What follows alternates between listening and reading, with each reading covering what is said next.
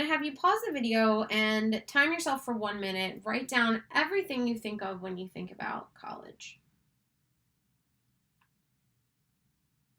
Everything that you just wrote down reflects what is called your schema. Think about the individual concepts that you associated with it. Were they natural? Were they artificial? Are there any scripts? We're going to learn in a second that a script is a schema for an event. It sets out what our expectations are for how an event is supposed to take place.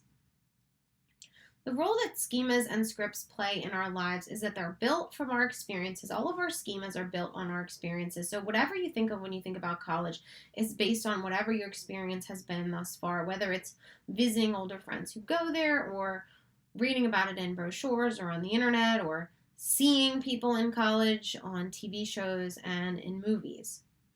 Schemas also influence how we process new information and help us know what to expect. So a little bit about how schemas work. We take in information through our sense receptors. We pay attention to, or we assign attention to, some of that stimulus information. We recall information from our episodic and our semantic memories, which activate a particular schema about, for example, what a dog looks like. Then we respond accordingly. We'll cuddle, we'll run away. This is depending on what our experience has been in the past. All right, so the reaction that we have to a stimulus is largely based on our schema of it, which is largely based on previous experiences that we've had with it. So we have all different kinds of schemas. We have person schemas. So I want you to think about a person that you know. What are all of the things that you think about when you think about that person? We have social schemas. So if I were to have you think about a particular event, you would have all kinds of things that you associate with an event, like in this case, a date. Self schemas are everything we think about when we think about ourselves.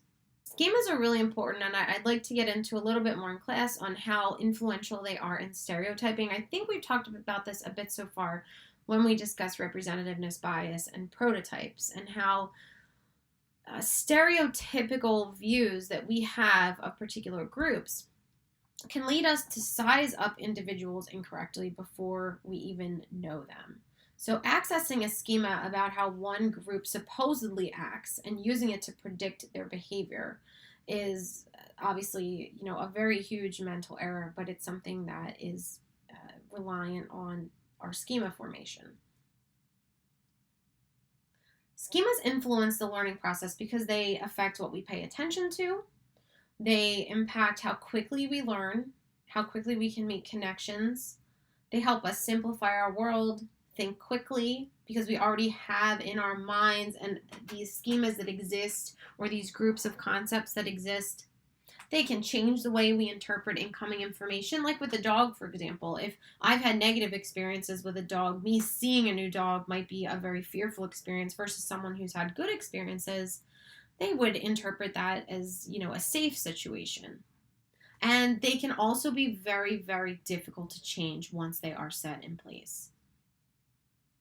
This is one of my favorite examples of schema formation for young children. If you remember the movie Monsters, Inc., you might remember that Boo always called Sully Kitty. So why did Boo call Sully Kitty? What did Sully have that would have made Boo think that he was a kitty? Think to yourself for a second and pause the video. He's got horns that might look like cat ears. He's very, very furry. He has a tail, right? So this process where children, or really anyone, but I like to use children as an example, take in new information like Sully and fit it into an existing schema is called assimilation. Here's another example. 2-year-old Gabriella has learned the schema for cow from her picture book. So she has an idea of what a cow looks like. She goes out one day with her parents and she sees a moose and calls it a cow. She's trying to assimilate. She's trying to fit in this new thing, this moose, into a schema that she already has. Her mother tells her, no, that's a moose. Now she's going to do something called accommodating or accommodation, where she changes her schema for large shaggy animals and continues to modify that schema. So now we've got cows that are separate from moose. And thinking about a concept hierarchy, again, now she further modifies the schema to include a mommy moose, a baby moose, and so forth. So how children incorporate new information into their existing schemas and adapt to their environment are done through these two processes of assimilation and accommodation, which was very much studied by Jean Piaget, who we talk about more in the development unit. One of my examples of assimilation is my daughter Elise, who received this card for Christmas when she was probably about, she's a little less than 18 months old. She looked at this card that has a little husky puppy on it and said, meow, meow. Well, to her, we have a dog, but he has floppy ears, and this dog has pointy ears that look more like a cat. So she was looking at this little husky pup saying, meow, meow, because she was trying to assimilate this new creature into an existing schema that she already has for cats. So again, just to recap, assimilation is fitting new information into existing schemas like Boo calling Sully kitty. Accommodation is changing schemas to adjust for new information. When Boo adjusts her schema for cat, they're not huge, they're not blue, they don't have horns, and creates a new schema for monsters. I like to think of the C's in accommodation standing for change, because we're changing schemas when we accommodate. And finally, a script is a cluster of information about sequences of events and actions that we expect to occur when we're in different settings. So one of my favorite examples of when scripts conflict is on the show The Office. I have a clip to show you in class.